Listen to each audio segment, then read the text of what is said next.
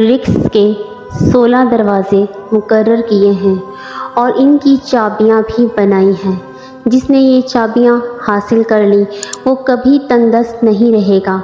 پہلا دروازہ نماز ہے۔ جو لوگ نماز نہیں پڑھتے ان کے رزق سے برکت اٹھا دی جاتی ہے، وہ پیسہ ہونے کے باوجود بھی پریشان رہتے ہیں۔ دوسرا دروازہ استغفار ہے۔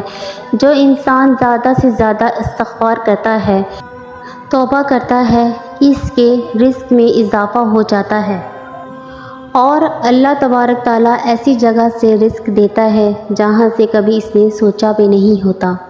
تیسرا دروازہ صدقہ ہے۔ اللہ تبارک تعالیٰ نے فرمایا کہ تم اللہ کی راہ میں جو خرچ کرو گے اللہ اس کا بدلہ دے کر رہے گا۔ انسان جتنا دوسروں پر خرچ کرے گا اللہ اسے 10